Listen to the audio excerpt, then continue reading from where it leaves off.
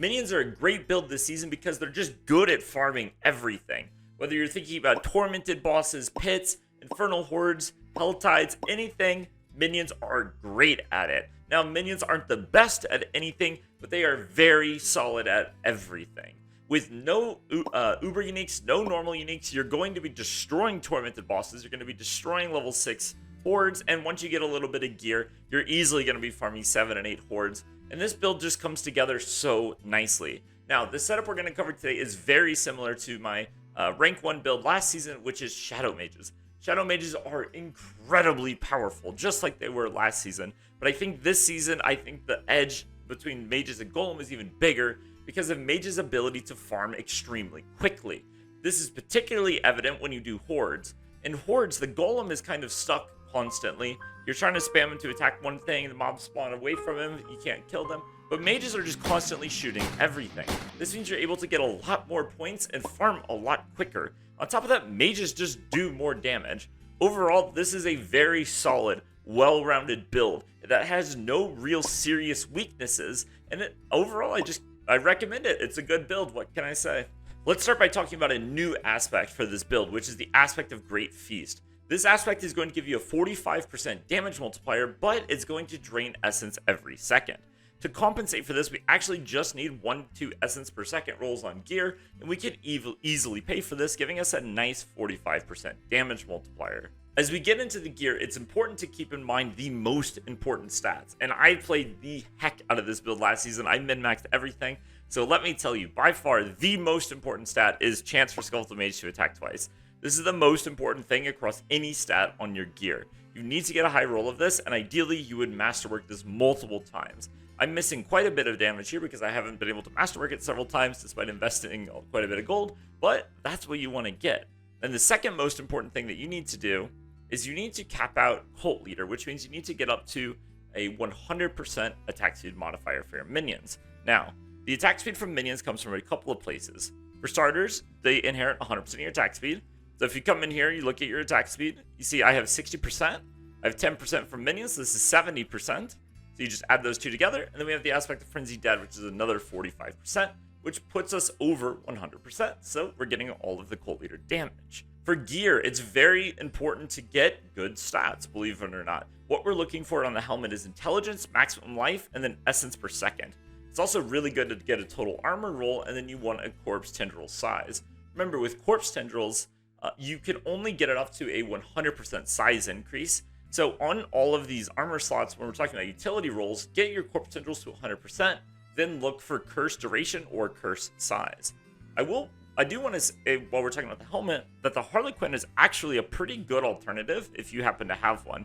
The massive cooldown reduction helps with uptime on Army of the Dead, and the maximum life boosts our survivability by a decent margin. On our chest piece, we're looking for int, essence per second, armor if you need it, and then we're going to be masterworking on corpse tendril size. So what we're looking at here is the aphotic aspect. Now the aphotic aspect is still bugged, which is why we're running it, and it's going to cause your skeletal warriors to proc the crap out of the Decrepify. So if you're not familiar, watch the Army of Cooldown of the Dead here. Look at how fast it's resetting. This is largely because of the aphotic aspect, actually. The aphotic aspect is making the warriors proc this lucky hit, and it's causing them to reduce their cooldown, which is pretty cool, so you definitely need aphotic aspect. Gloves we already talked about. Ideally, this would be crit and attack speed and no maximum life, but maximum life isn't the worst thing, and you really need Skeletal Mage Mastery on your gloves. This is a huge damage multiplier. And then for the aspect we already discussed, Great Feast. On our legs, we're running Blood Getters, and it's very important in your legs to also have Skeletal Mage Mastery. Blood Getters is great because it's going to give us a small damage multiplier of about 21%, and it's also going to give us some life regen, so pretty decent aspect. On our boots, we're running a Cult Dominion with intelligence, max life, and if you need it, essence per second. Remember, you only need like 1 or 2 essence per second rolls depending on your gear, so don't feel like you need it on every piece. You just need enough to cast your spells, which is not a very high threshold. On your weapon, we're running the Unyielding Commander's aspect for a 200% damage multiplier, and something that I kind of enjoy is life on hit. It's okay. Minions are proccing life on hit whenever they hit things. It's an okay stat. I think I would rather have a damage roll here, but if you want a little bit more survivability, you can go for that. On our necklace, we're running the Aspect of Reanimation, and on that you want cooldown reduction, Hellbent Commander, and Gloom. You can see here I have attack speed, which is helping me get to cap. You can also, so you can get attack speed to help you get to attack speed cap, or you can get crit chance, or, you know, like I said, Gloom, amplified damage, something like that. But you definitely want Hellbent Commander and cooldown reduction. Rings, we're looking for intelligence, and then attack speed and crit. You'll see that I have a lot of max life rolls on my gear. This gives me a bit of survivability. I think it's overkill, particularly if you get Tyrael's Might. Tyrael's Might is the best in slot chest piece for this build. And once you get Tyrael's plus Harlequin, you know, you're going to have a ton of survivability, and you're not going to need all these max life rolls. But until you get those pieces, these max life rolls are really high value. So make sure you run them. And by the way, whenever you do get your Tyrael's and your Harlequin, you're going to be dropping the aspect of Heart and Bones, and you're going to be dropping the Bloodgetters aspect for these two, just for the, you know, ton of survivability. If you're thinking about what aspect to craft first, what Goblin-Inc, if you want to play this build, do Tyrael's Might. This item is broken, okay? It's so ridiculous. Now, on our rings, we're running the aspect of Frenzied Dead, and we're also, very importantly, tempering on ultimate cooldown reduction on the rings. This is a key piece of the build. This build is all about getting massive uptime on AOD to proc the Unyielding Commander's aspect, right? 200% multiplier anytime AOD is up. On the other ring, we're running the Blighted aspect for a 50% multiplier. The rings have the same stats. For our skeletons, so because we have 100% uptime on AOD, we don't actually need the corpse generation from Reapers. So instead, we're going to take the cooldown reduction just to get a little bit more uptime. For our mages, we're playing Shadow Mages with extra attacks. If you don't know, this actually combos multiplicatively with extra attack on your weapon, meaning that when both proc, they actually attack 4 times in one attack, which is pretty wild, by the way, especially when the mages are doing 50 million damage in attack. It's a lot of damage. Then we're sacrificing the Iron Golem for a 35% crit damage multiplier. In our skill tree, the basic skill doesn't matter, and then we're taking Supernatural Blight for a 20% multiplier, Hued Flesh for extra corpse generation, just to make some parts of the build a little bit easier. Blood Mist, I don't like Ghastly Blood Mist, I actually prefer Dreadful Blood Mist, because the 10% crit is pretty good for the build. 3 ranks of Skeletal Warrior Master just to keep them alive. Grim Harvest and Fueled by Death for damage and essence generation. 3 points in Death's Embrace for our own survivability. Death's Approach, 3 points for movement speed. Movement speed is really good for pits and horde and basically everything in the game, so we definitely take this. Amplified damage, 12%. Multiplier, very good. And then, of course, we need Abhorrent Decrepify to get the resets on Army of the Dead. And, of course, 3 points, Skeletal Major Master. You can see right now I'm at 13 ranks. You know, in a perfect world, I think you get to like 15 or 17, something like that, which is pretty crazy. So, you know, pump those Skeletal Mage Masteries. We're running Corpse Tendrils with Plague Corpse Tendrils. This is our vulnerable application in the build. Gloom and Terror represent 2 massive multipliers for our mages, particularly when they're stunned by like Corpse Tendrils and stuff, or when a boss is staggered, we get a huge damage multiplier.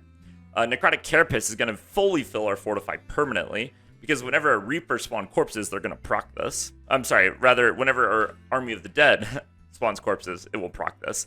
So we have crazy Fortify generation all the time. 3 points in AOD.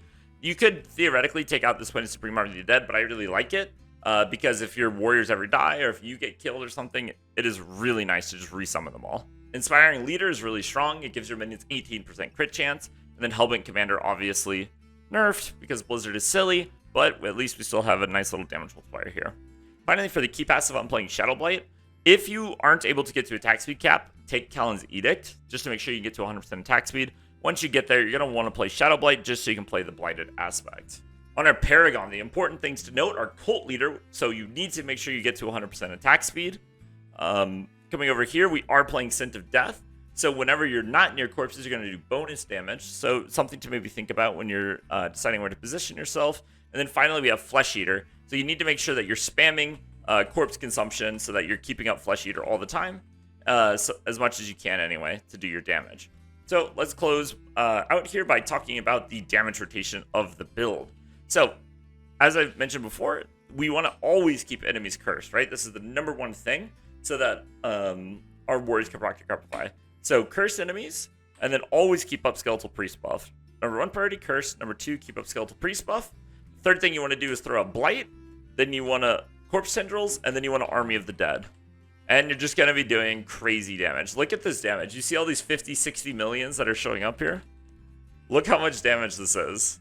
And, you know, this gear isn't perfect. So, this is a lot of damage for my gear. So, anyway, that's going to do it for today's video.